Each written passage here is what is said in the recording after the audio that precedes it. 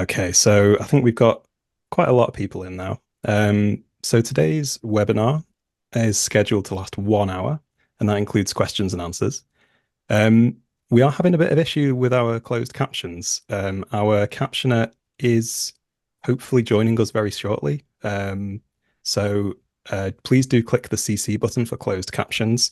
You may be able to get automated captions until our manual captioner arrives. Um, we have emailed and hopefully they'll be with us very shortly. So as you might have noticed, BSL interpretation is available for you from Claire and Claire. So thank you very much, the Claires. And you should be able to see them on screen with me, but please do say if you're having trouble or you're not getting them to appear alongside me, pop a message in the chat and my colleague Mike is on hand to assist you with that or any other technical issues you might be having. The webinar is being recorded and it will be available on the website within 7 days. So do say hello in the chat. Make sure you select everyone from the drop-down so we can all see and read your message. Let us know who you are, where you're joining from. You can ask questions as well, but please do put those in the Q&A function so we can keep track of them. And you can also use the reaction buttons in Zoom as well, which makes it a bit more interesting for me as we go through today. So a very warm welcome to today's webinar, which is Increase Your Audience Surveys and Improve Your Survey Data. My name is Jack Roscoe, and for anyone who would benefit from a visual description, I'm a white man in my early 30s. I've got brown hair and glasses, and I'm wearing a sort of beige cream t-shirt today.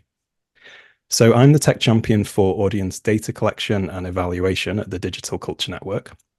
And I've spent over a decade working in research agencies. My role has always focused on survey data collection and research fieldwork for cultural and heritage organizations. So for a few years, I looked after a team of market research interviewers, and this team of interviewers worked at all of the big London national museums, the National Gallery, V&A, British Museum, various Tate galleries, the Natural History Museum and the Science Museum, and many others. And we also did Chester Zoo, which was a nice change of scenery. Every year, this team of interviewers would collect more than 20,000 visitor surveys with visitors to those museums and galleries, anywhere from 800 to 2,000 surveys for each venue. And I think it's fair to say that the data from those surveys was the bedrock. It's a foundation for those institutions to build on.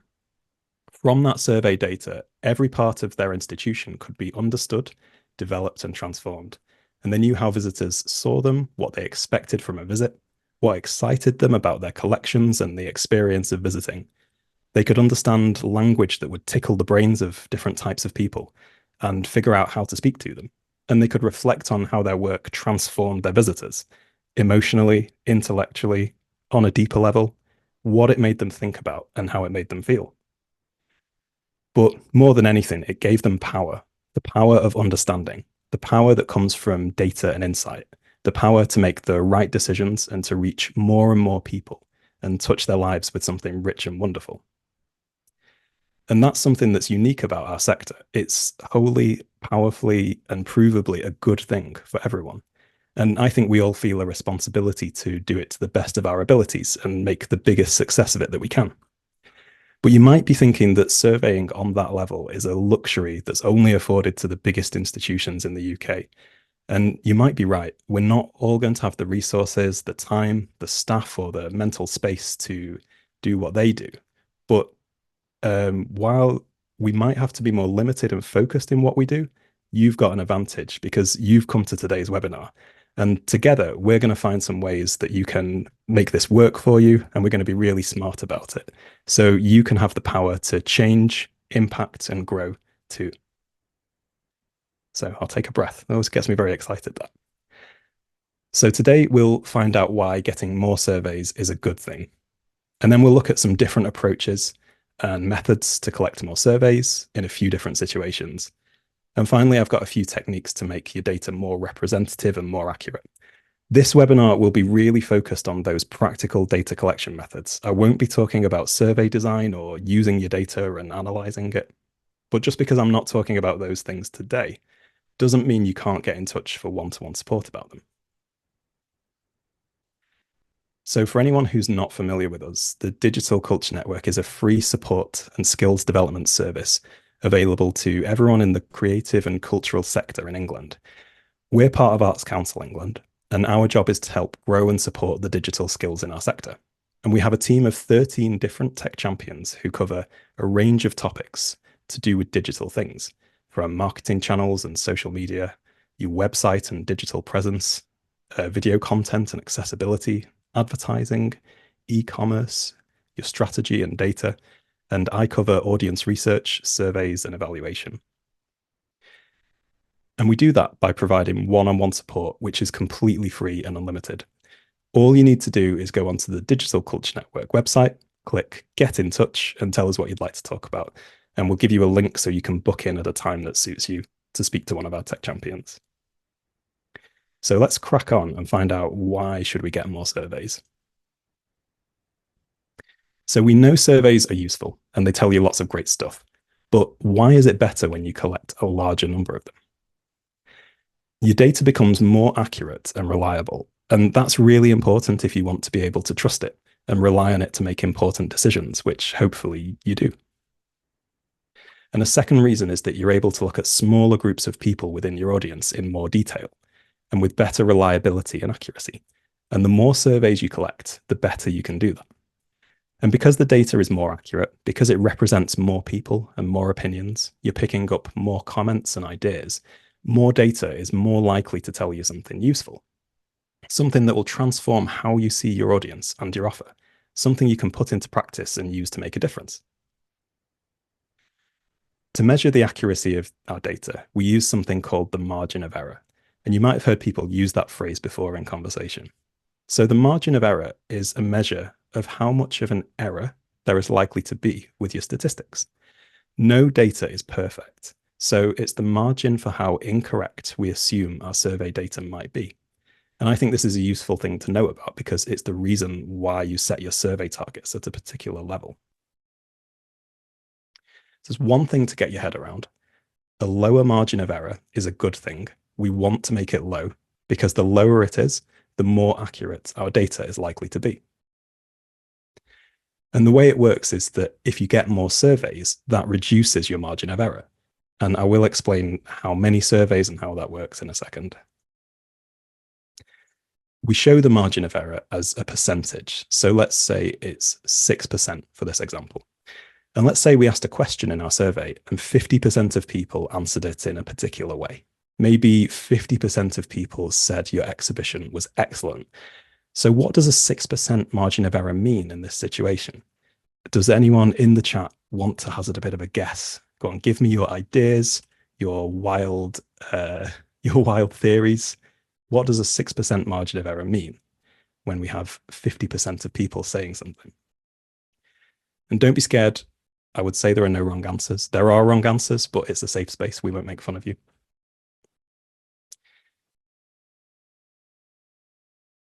We've got some interesting thoughts. So a range of opinions here. Yeah, I think people are landing on the right answer here. So let's scroll down. So it means that when you collect your surveys and look at the answers that everyone has given, the real answer, the actual truth for a particular question could be anywhere 6% higher or 6% lower than the result that you got. So if 50% of people apparently said your exhibition was excellent, the real answer could be anywhere from as low as 44% to as high as 56%. So 6% margin of error in either direction from the result. And the answer could be sitting absolutely anywhere within that range. There's just no way for us to tell where it really is. So that means the real answer is sitting in quite a large spread of possible results. There's a 12% area where it could be hiding. If our margin of error was lower, say it was 3%, then that means our data is more accurate because our data can only be wrong by 3% in either direction. It could be as low as 47% or as high as 53%. But that's a much smaller spread of possibility, and we can be much more confident about using that data because it's likely that it's less wrong. So I hope my graphic design skills have brought that to life for you there. I've chosen those numbers because we tend to aim for a margin of error between 6 and 3% in survey research. 3% is usually considered to be pretty good. 6% is not ideal, but it's acceptable. But a really important reason to keep the margin of error low is that better data lets you compare smaller differences in your results. So let's say that last year it was 50% of people who said your show or your exhibition was excellent. And let's say that this year 54% of people are saying the show is excellent. So that's got to be good news, right? It must mean that 4% more people liked the show. Well, there might be a problem with that. If your margin of error was more than 4%, let's say it's our 6% margin of error on the left, you don't know if that 4% improvement is a real change. It could just be your survey data fluctuating wildly within your margin of error. You'd only know it was real if the change was more than 6%, more than your 6% margin of error. But with your smaller, more accurate margin of error of 3% on the right, you know that change has got to be a real one. It's bigger than your margin of error. So we say that it's statistically significant. So now that I've explained how that works, you might reasonably say, well, lower margin of error, that's better than a higher margin of error. Can we just have a lower one, please? Well, not without putting a bit of work in, unfortunately. Remember, the margin of error is dictated by how many surveys you get. The more surveys you have, the lower the margin of error and the better your data is. So this means we have to find a compromise between making your data more accurate, but finding a survey target that's actually feasible for you to aim for and achieve. Oh no, a graph. Don't worry. This is the last slide with numbers on, and I'll just give you a few moments to read it and take it in.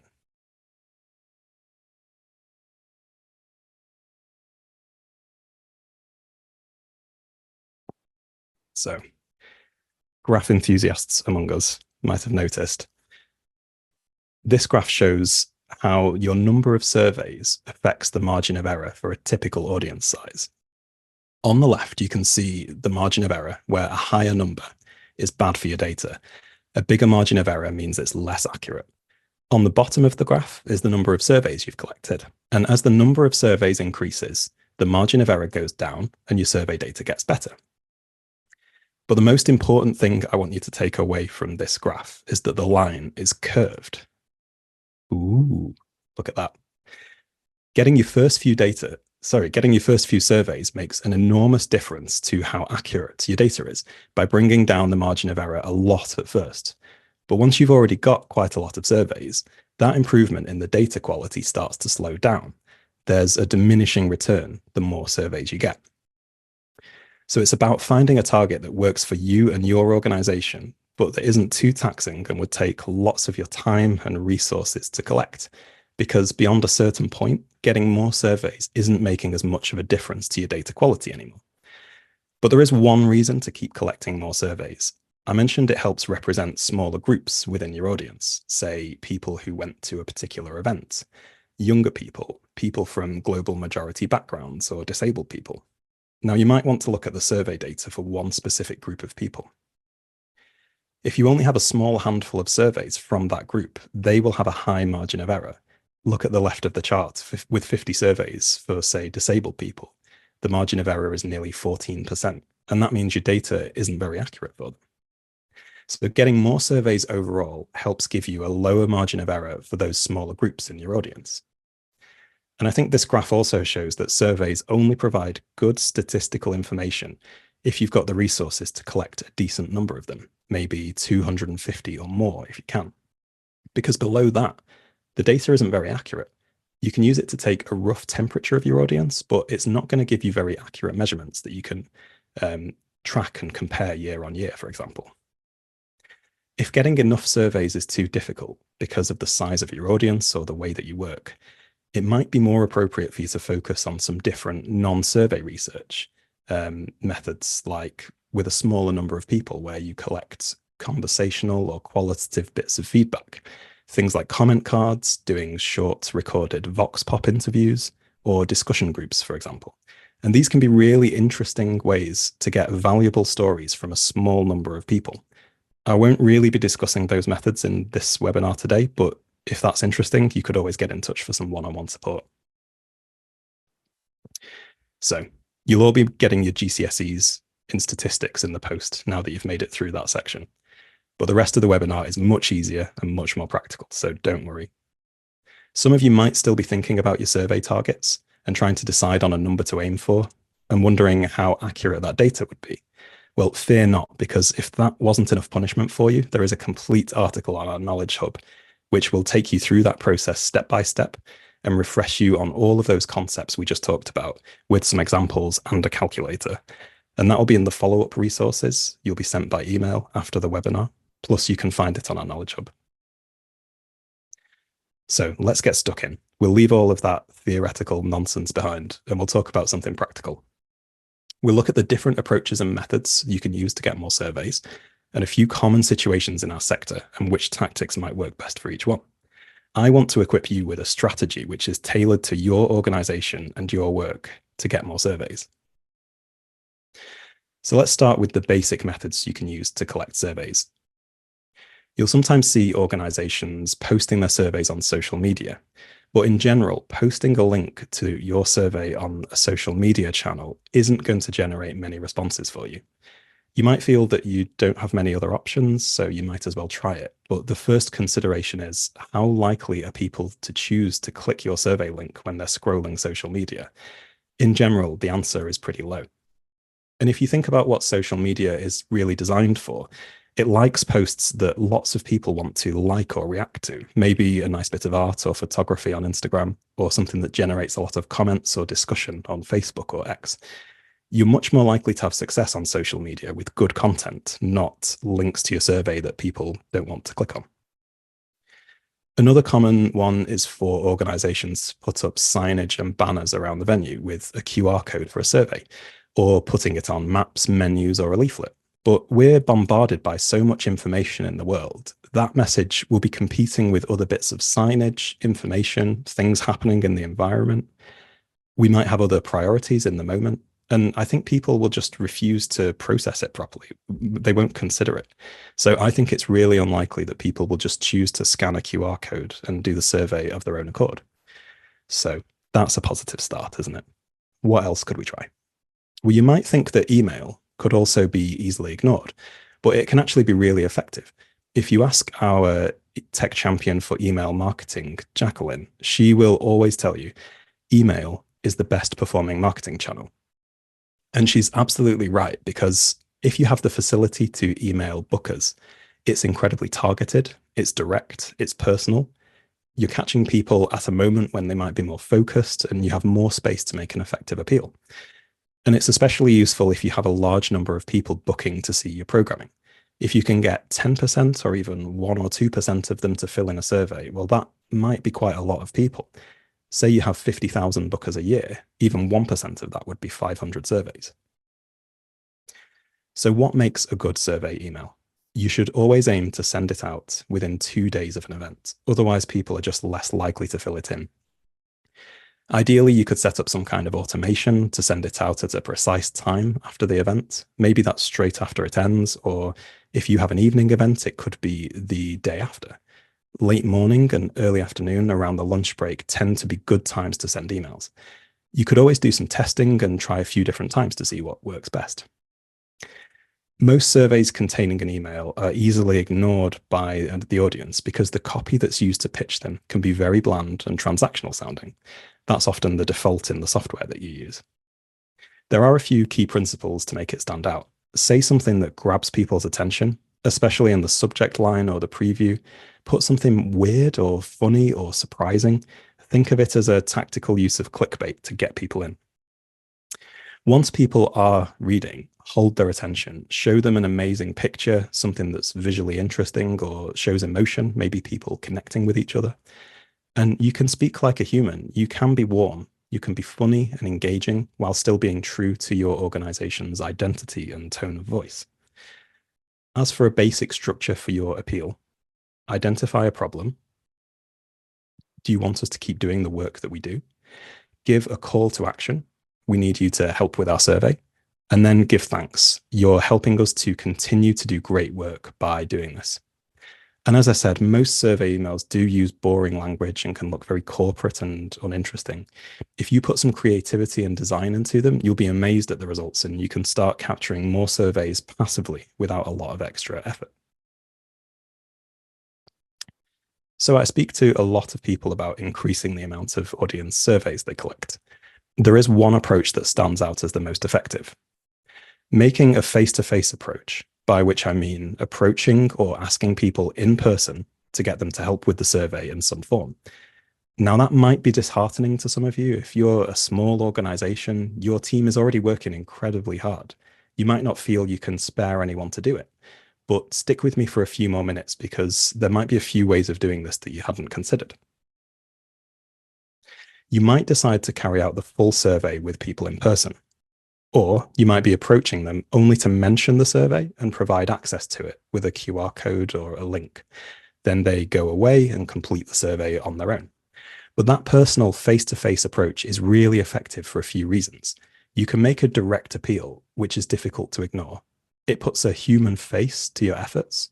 You can encourage completion and get people to start and fill in the full survey. It gives you an opportunity to explain the survey, why it matters, also give context to the questions that it asks. And you can work it into existing touch points. And I'm going to be talking about this a lot. What I mean is that you might not need someone specifically roving around to collect surveys. Maybe if you already have a staff or volunteer team who are speaking with and engaging audiences anyway, maybe they could point to and encourage people to complete the survey as part of those existing touch points.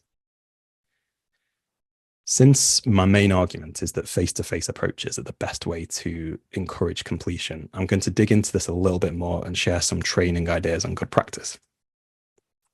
So the most important things to do during the face-to-face approach are being able to advocate for and explain the purpose of the survey, and I'll talk more about this in a moment. Get people started on the survey if possible. It makes it much more likely that they'll go on and finish it. So you could say, if you scan the QR code, I'll get you started, and then help them with the first couple of questions, then thank them and leave them to it. If they don't have time to stop and do the survey immediately, have an option for them to complete it later, like handing them a leaflet with a QR code and a link. And that could be a good option for families with young children or people who are in a rush. That's not as good as getting them to do it immediately, because about 3/4 of those people will go away and completely forget about it. But it's better than nothing. Now, if you have a team of staff, volunteers, or assistants collecting surveys, one thing you could do is get me to give them a short training session on it. Get in touch with us if that sounds interesting and if your visitor-facing team could benefit from that. And remember, all support from the Digital Culture Network is completely free as we're part of Arts Council England. Some organizations will choose to have one of their team complete the full survey with visitors or audiences, but probably the most common approach is to get audiences to self-complete the survey on their own device or on paper. One benefit of handing the survey over to audiences to complete is that you can leave them to it and focus on recruiting the next person for the survey. So you should find the best way for each person to take the survey. Do they have a preference, for example, on paper or on their own device? And they may need help with the QR code. Not everyone knows how to scan a QR code on their phone. One thing that can work here is to also have a short link available. You could use a service like bit.ly, which makes a shortened link, and it's quick and easy to type into their web browser. Now, if you are carrying out the survey with people, take care not to influence their answers. You might decide to do the full survey one-on-one with everybody. Or if people are self-completing the survey, you may still find it appropriate to carry out the full survey with some people. They might not be comfortable filling it in by themselves. There might be disabling barriers and they need assistance. In either case, the interviewer will need to read the questions out as they're written without paraphrasing them. Don't suggest answers for people, let them choose the answers for themselves.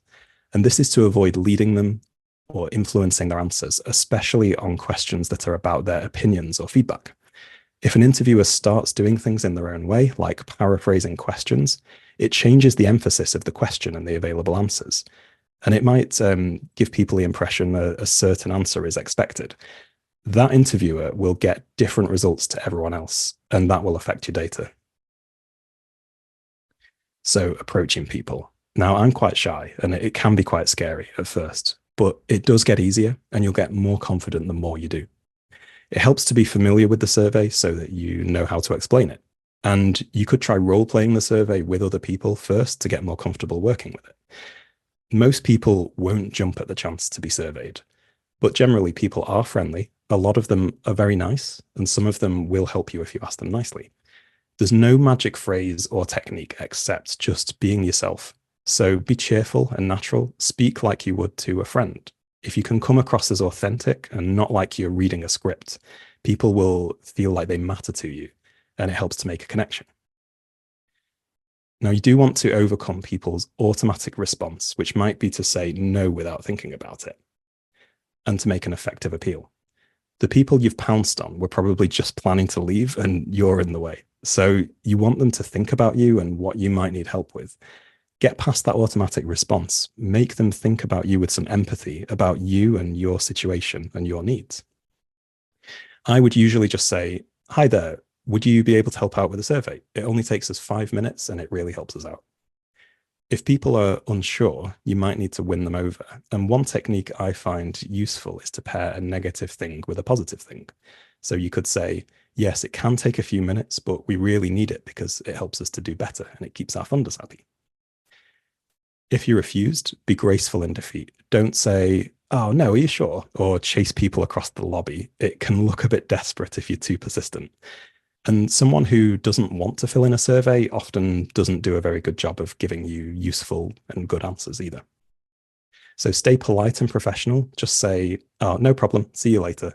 Quick and genuine. You want to avoid sounding negative and passive aggressive. And being passionate and friendly makes a big difference. People can actually enjoy a chance to have a quick chat with you as well as doing the survey. People do like to help and have someone to talk to. So one sticking point with surveys can often be the personal questions. They don't always feel relevant to people, and sometimes the questions are about topics that people find sensitive. You can set the expectations going into a survey. You could say, it's going to ask a few personal questions, but you can skip any of them if you don't want to answer. And it helps to be able to articulate the purpose of those questions and explain them too. So firstly, it helps your organization understand who's currently visiting and who isn't. And that means we can see if anyone is missing from the audience, if we could be doing a better job to get them involved. You could talk about how it helps you as an organization, reaching more people in the future and developing your audience and improving and doing better work. The main goal for funders like the Arts Council is often to get more culture and creativity into places and communities where people don't have as much access to it. Data is the main way to track this, and surveys are often the most direct way to find out who's taking part. So you can always say, we need to do this to keep our funders happy and make sure the public money that we receive is having an impact. So people might not like the personal questions in your survey, and they're absolutely free to choose not to answer them, but at least you can explain the reasons behind them. And a face-to-face approach will depend on the members of your team who are visitor-facing. They're the people who will be approaching and making an appeal to visitors. Some of you watching will be in smaller organizations where those approaches might have to be made by your artists, performers, producers, facilitators, and back office staff. Or you might be working for a larger institution that has a dedicated visitor services team. So whoever's helping you to collect those surveys, make sure those people feel special and valued. Make sure you invest the time in those colleagues, share success and achievement, give them updates on survey progress, highlight people who've done a good job collecting surveys, share knowledge about which approaches and tactics seem to work best. And share your insights and data with them regularly, because this really helps those members of your team feel and understand the value of your survey, especially how it's relevant to their own role and their responsibilities. So I'd really encourage you to give visitor-facing staff regular updates on the survey data, feedback, ideas, and insights that could help them, and some context for how it's helpful to your wider organization. And that reminds me, just like everyone else, the Digital Culture Network needs feedback and insight too. A big part of the design and flow of our webinars is informed by the feedback that we've had from the previous ones. We learn what works for people and what doesn't, what's interesting and what's confusing. And your feedback helps us show that people really value the Digital Culture Network to keep our program going. After the webinar, you'll be emailed with our events survey. And please do take 2 minutes to fill it in for us. It really helps us out and we do appreciate it. we're just coming to the end of this practical section. One thing I'm asked very often is, should I be using incentives for my survey? So incentives are sometimes used for research and surveys, but usually for very specific reasons. We typically use them when we invite people to attend focus groups, which often take more than an hour. If a face-to-face or emailed survey was longer than 20 minutes, we might consider an incentive, but we'd probably also be thinking, why is this survey so long? How can we make it shorter? We'll use incentives if the research is fiddly or complicated. For example, they might have to keep a diary over several days or do some homework activities before they take part. And incentives can be used to motivate people who have no prior connection to you to fill in surveys. Maybe you're doing a study of people who don't attend your venue or don't go to arts and culture. Or you might be interviewing them about something really boring, like what kinds of toothpaste do they buy? But even then, a good survey interviewer might be able to charm people to do toothpaste-related surveys for free. So there are very specific reasons why incentives get offered for some surveys and especially for focus groups. But in general, most creative and cultural organizations are not offering any kind of incentives for their audience surveys. There might be a couple of situations where it's worth considering. Maybe you want to survey lots of incidental audiences who didn't plan to visit, or they're not regular cultural attenders. Let's have a look at some of the possible options for you. There are financial incentives like cash, bank transfers, prize draws. These can be expensive, and it's annoying to manage the money. You need processes. If it's cash, you need to make sure they've actually completed the survey, which could be an issue if they're self-completing. And you have the added complication of holding people's contact and payment information for a bank transfer or prize draw. One idea is that you make a small donation to charity for every completed survey, but many of you attending will already be charities, so it might not feel appropriate. You're just taking your own money for a good cause to pass to another one. A snack or food is an option. One good example I've heard is samosas. Who wouldn't love a free samosa? Maybe a drink.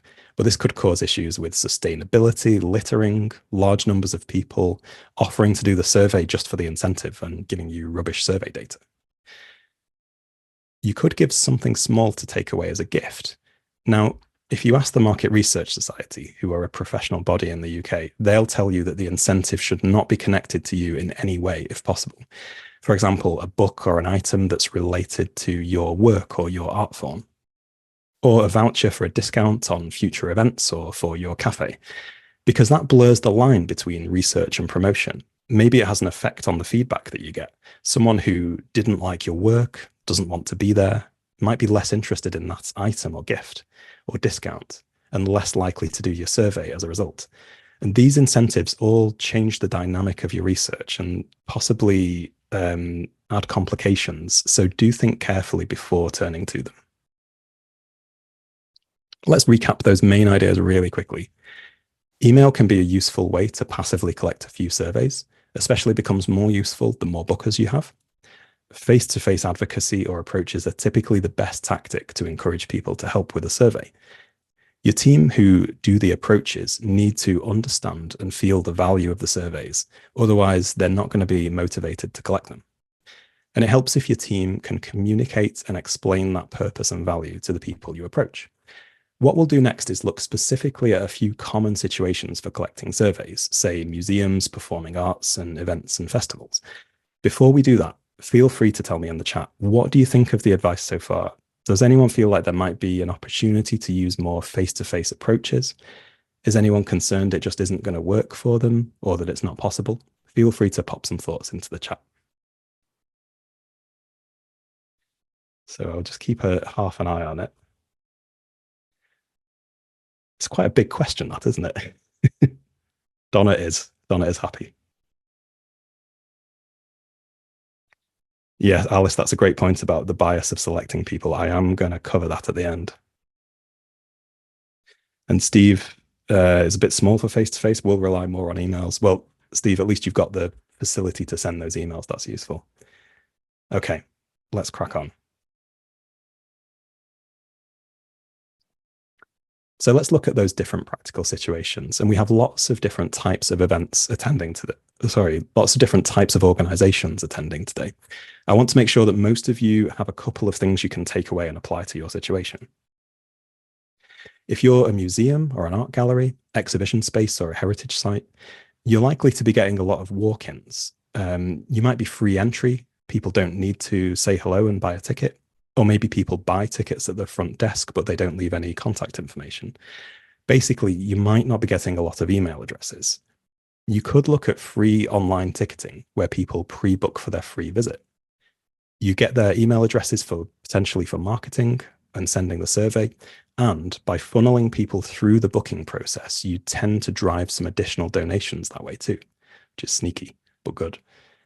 You might not feel busy enough for it to feel justified, or maybe you rely more on passing trade rather than intentional visits.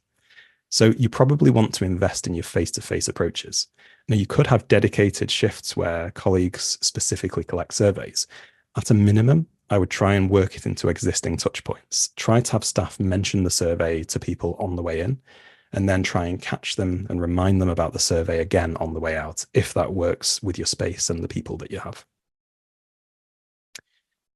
And as we said, make sure you invest the time in those colleagues, share those progress updates and insights, make them feel involved and valued.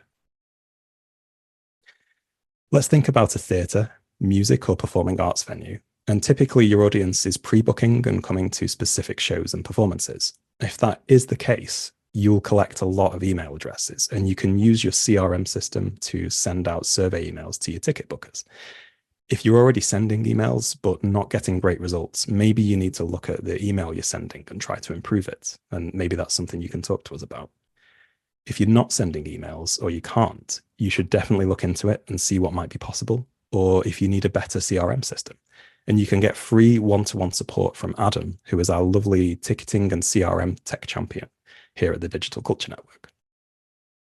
And we rely so much on email because a face-to-face approach at performances is difficult. Everyone leaves at once. So at best, each staff member can only catch one or two people after the show. If email isn't an option, or you need to supplement it, you could try making QR codes available on slips of paper. Maybe you hand them out as people come in or put them on the chairs.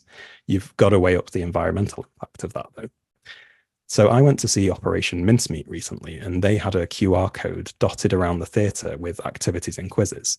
And I know I said QR codes on signs are bad, but maybe something that provides interesting content or activities like that is a good opportunity to sneak the survey in. If it works with the tone and the format of your performance, you might be able to have a performer or artist on stage encourage people to do the survey. And again, work it into those existing touch points to get the benefit of face-to-face advocacy. Maybe the ushers or even the bar staff could mention the survey to people and ask if they'd consider doing it, using that brief moment of interaction as an opportunity, even if it's just mentioning that they'll get an email after the show. If you're an organization without a venue, maybe a touring organization, or you put on performances in other people's spaces, that makes things more difficult. You might rely on your host venues for audience data, and in my experience, they often don't give you any. Typically, the venue handles the ticketing, so you can't email the audience yourself with your survey. Even if you could, you might be competing with the host venue's own survey, and nobody wants to do two different surveys for the same show. If you do need surveys, I'd say keep them really short. You could use those same methods on the previous slide, distributing a survey link on flyers, using other materials to sneak a survey in, making a pitch directly to the audience if it's appropriate. But you might have better luck with some alternative research methods, not longer surveys, but simple comment cards or very short surveys. I helped on a project at the BBC Proms a few years ago, and it was amazing how many questions we could fit onto 2 sides of A4. You might find you can get some audience members to talk to you afterwards, discuss the show, their reflections, and how they found it, and you can record and analyze this qualitative feedback that you get. You might find that there are creative ways to get feedback from your audience. Get them to write or draw something about how they felt. Get post-it notes or words on a whiteboard. It might only give you a bit of feedback, but it all helps. And anything that encourages people to stick around after the show might get you a few surveys or useful conversations too. A festival or a big public event is another common situation. You've got a large audience, but not for very long. You only have a short window of opportunity to get the surveys that you need. And if your festival or event is ticketed, then that's great. You can email the survey. But often that's not the case. Many festivals are free and unticketed. To approach so many people, you might need a large team. So could you recruit from your network, the availability of your staff and volunteers, maybe students you could work with to get more data collectors?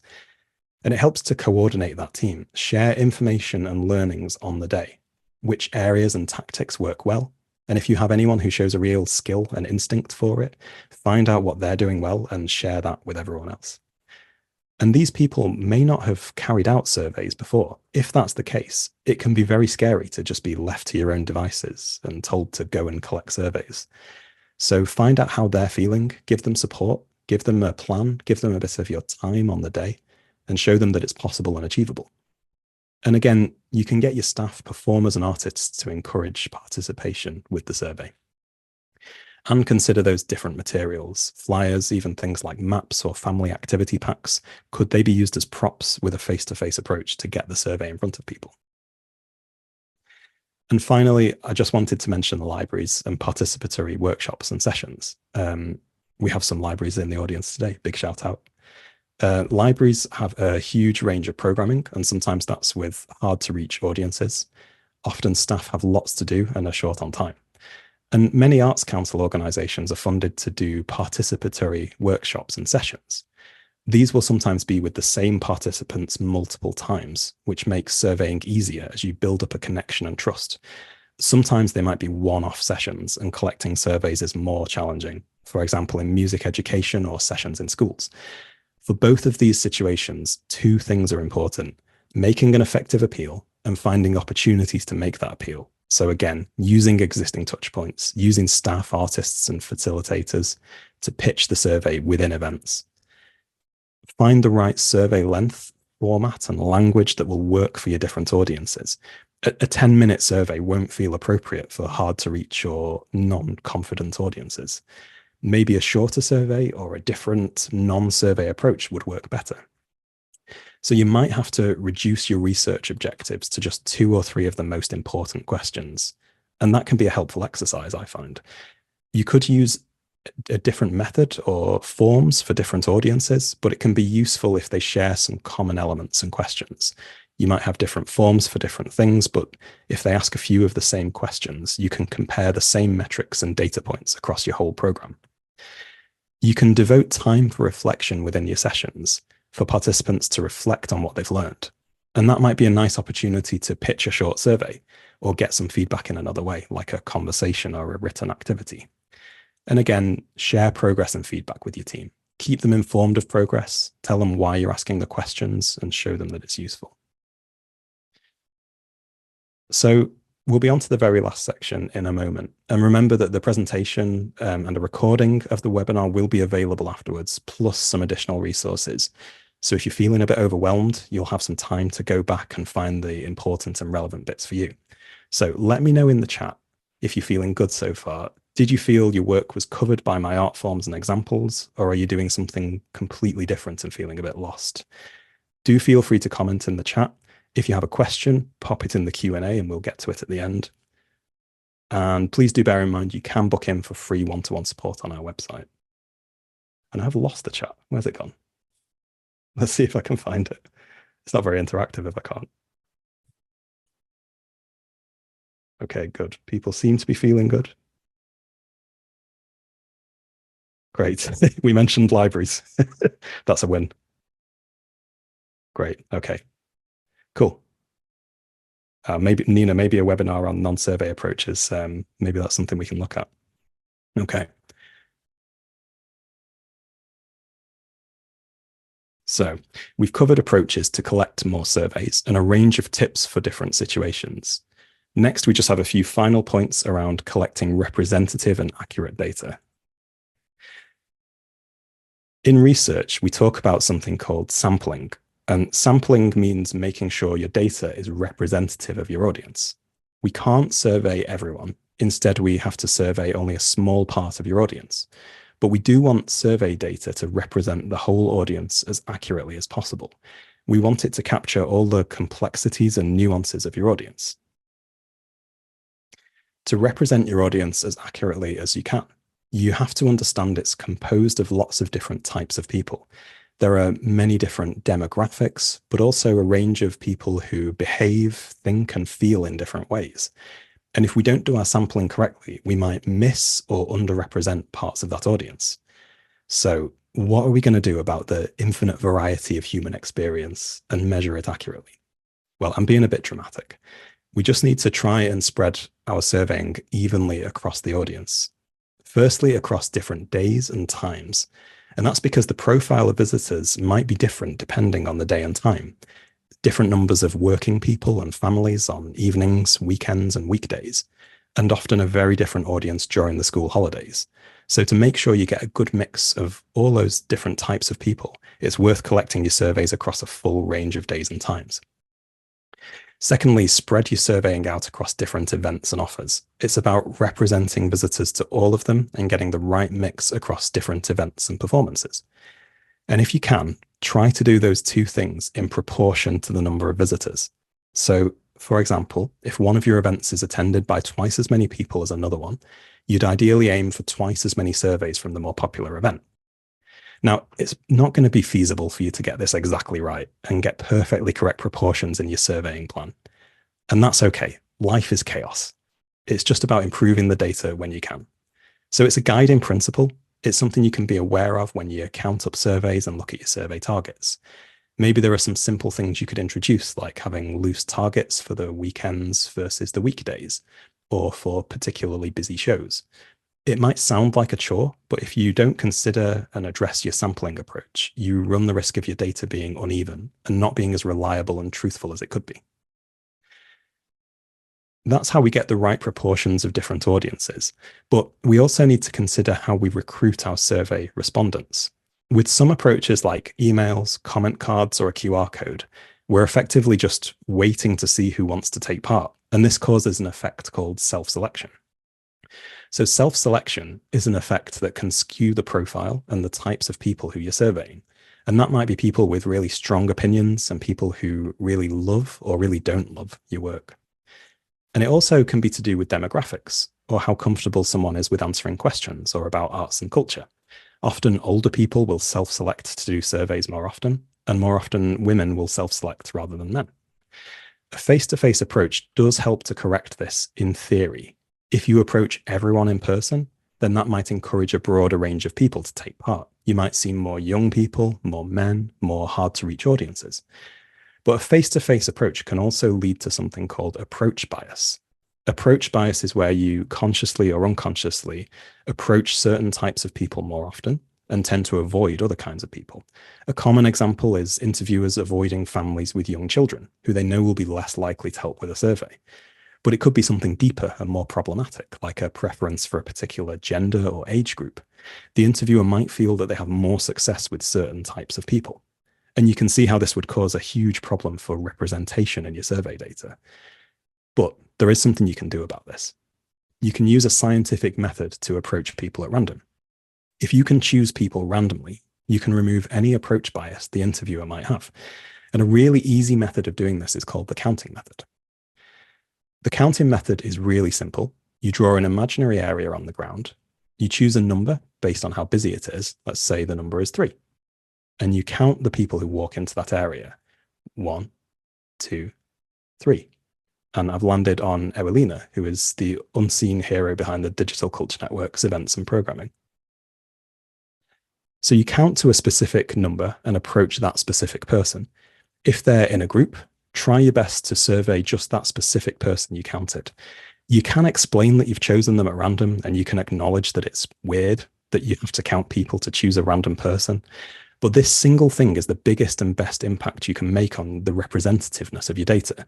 It's so important. It removes any social factors or approach bias influencing the selection of the person who does the survey. And in professional research, you'll see this kind of random selection used all the time.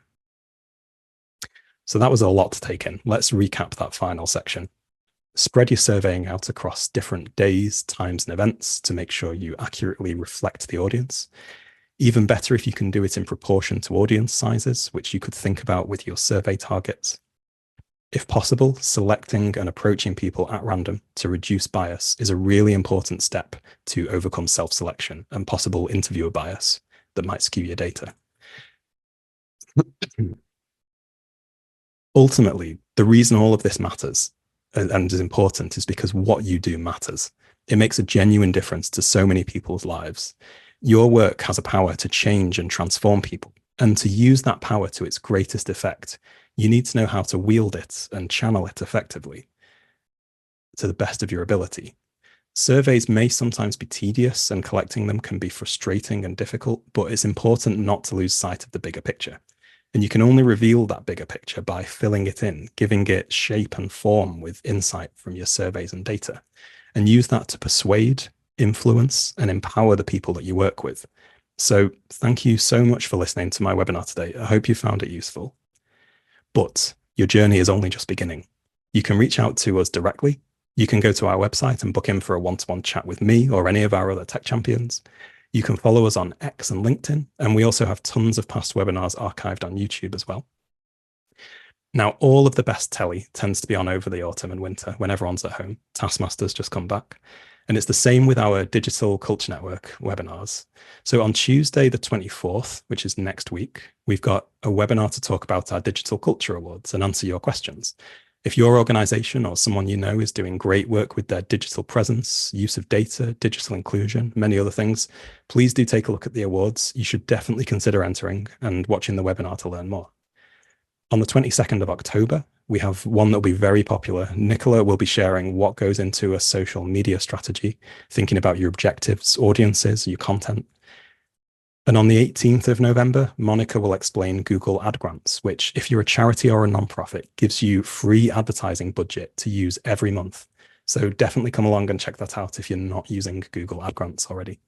And you can register for all of those on the Digital Culture Network website. Once again, don't forget to complete the satisfaction survey that you'll get shortly. And we will send an email within a week, including all of our resources, this presentation, answers to any unanswered questions, and a link to the recording. So thanks so much. We've got time for a few questions. Ollie's been looking after those for us. Ollie, what have you got? Thanks, Jack. And yeah, that was great. Really interesting stuff. And yeah, really practical advice. Loved it. We have a lot of questions here. So I'm going to start from the beginning. Actually, this question came up a few times. Amelia, Sarah, Robbie all asked, how is the margin of error calculated? Or how would you work out the margin of error? I don't actually know. It's complicated formulas. But there is a calculator. If you type in margin of error calculator into Google, you'll get loads of really good results. And the article that we linked earlier in the webinar also links to one of those calculators, so you can pop on and do some calculations yourself. But no, I've not got a maths degree. I don't know how it actually works. Okay. Yeah, lots of questions around how to determine the margin of error. So that's great that there's a link. That's all kind of featured in your article. I'll try and repost that now, although I'm also trying to read out questions. Okay, here's one. So this is from Ju. What do you suggest for organizations who can only collect survey data online? I think you are, yeah, a lot of this webinar was focused on face-to-face, wasn't it? I think you do have to think about the way that you make the pitch, the language you use, how you express that digitally. So in an email or on a pop-up or something like that. I think it's about just really, and something I didn't cover today was really good survey design. Make it a nice, easy process for people to fill that in, because you don't have the ability to have a human being explain it or kind of give context and kind of help people through it. So make it as frictionless as possible online. Sounds like perhaps another training session in the future. Sounds good. Sign me up. Yeah. Okay. I think this, yeah, okay. One from Shanika. I'm trying to survey younger audiences who attend our late night shows that end, past midnight. Any tips? Yeah, I had a case like this a while ago. I think they tried a few different things, and young people are quite hard to get on board with the sort of traditional channels that you would use to market a survey. You know, they might not check their emails, they might not kind of respond to those sorts of face-to-face approaches quite so well, or be willing to sort of sit through a 10-minute survey for you. So thinking about whether there's a different approach you could take, a shorter survey, a different way of sort of making the appeal that's relevant to them and the experience that they've come to see. Just being quite smart about how you pitch it, I think.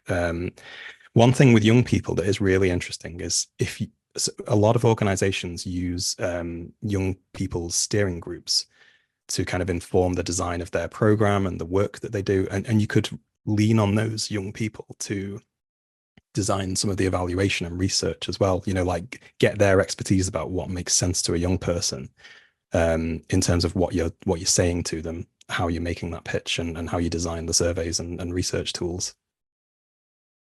Thanks, Jack. Just scanning through the Q&A, there's quite a few on incentives, but I know that was covered in the webinar. So I'd suggest for those questions, maybe go back and just revisit that section of Jack's webinar. It will be available in about 7 days' time on our Knowledge Hub. Here's an interesting one though, Jack, from Ruth Carter Moore. Any advice for theatre companies who visit other venues, so don't have a large audience or their own venue when it comes to surveying? Yeah, that was one of the slides I included, was sort of touring organizations or non-venue based organizations. Yeah, there's huge challenges there. Have a look back at that slide. There's a few ideas for just trying to kind of get either really short surveys or other research methods kind of into that space, giving people reasons to stick around or maybe engage in some different activities. And just experiment and try a few different things, because it's a really limiting situation. And typically, the Arts Council previously has not required surveys for funded organizations who are in that position. And that just shows you how difficult it can be. Thanks. Yeah, there are quite a few questions in here that actually got covered later on. So don't worry, they're just good questions, basically, if Jack's included them in later slides. This is sounds like quite a meaty one. We find we get about 1% of our visitor numbers surveyed. How can we try and increase this? I suppose that depends on the approaches you're taking, doesn't it? And what kind of organization. Yeah, I think it would be really useful for maybe that person to reach out for a one-to-one, because it's so dependent on what you do and what you've already tried and what your audience is like, what they're interested in. But yeah, just hit them with everything that I've covered in the webinar and see if any of it works. This is quite a specific one, Jack, so apologies, but it is kind of interesting. So I imagine lots of people are experiencing this who have tried it. Do you have any stats on why QR codes posted around venues don't get very good engagement? I've not looked into any. Or just tips, I guess, as maybe how to kind of maximize that opportunity. Yeah, I think I've not looked into any specific research about it, but I just have anecdotally spoken to so many organizations who've put huge posters up and had almost no return on it. I think if you are going to do that, like use those touch points, like have your staff kind of point people to the giant poster, like mention it, make sure that use it as a tool rather than as its own sort of like um, survey generation thing that you leave alone.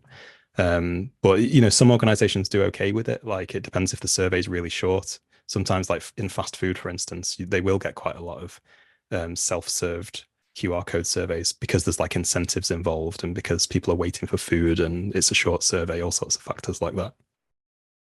Yeah, the human touch prevails. Yeah. How do you feel about answering an Illuminate question? Let's go for it. I've got 1 minute to. Okay. There's just basically a few people here have just been asking about, do you know if there are any updates? No, And also one here specifically about Illuminate for small organizations as well. so there's no updates currently. You'll be the first to hear about it if anything does happen. So we sit a bit outside of the main Arts Council, so we kind of don't we hear about those conversations, but we don't really get involved with them too much. But I appreciate. I think last time the Illuminate update on requirements was done a bit after people would have liked. I think they're very aware of that, and they want to make sure people have a good understanding of what might be required ahead of time. But yeah, currently audience surveying is suspended for NPOs on Illuminate until at least April next year, and then you'll probably get some communications about what's going to happen next year. But yeah, keep your eye out on those emails and keep following and talk to your relationship managers. What was the specific question, Ollie? Oh, apologies. I've actually moved on to another one. No Oh, worries. let's do one more because I think this is really relevant to probably lots of people on the call today. Illuminate is currently our only survey method. How would you recommend we approach balancing this longer survey and reaching those targets with a more practical, shorter one? Yeah, you do run into this. So a lot of organizations will find that will have run two surveys at once because when it was required, they had the Illuminate questions to ask, but they also had their own questions, like things that were really relevant and specific to them to ask as well. Um, and that's challenging because you can't write your own questions on Illuminate, can you? You can just choose from the optional ones. One What you can do is create a survey on another platform that asks those Arts Council mandatory questions for Illuminate and your own questions as well. So a lot of people use Impact and Insight Toolkit for that because it's got Illuminate questions as a template, and it's a really easy process it is now a much easier process than it was to get the data back into Illuminate. But yeah, it's you've got a few options. You can always come and chat to me about that. I've spoken to about 100 odd organizations about what to do with Illuminate data and surveys. Excellent. Well, we're just over, so let's call it a day. That for any more specific questions, book a one-to-one with Jack.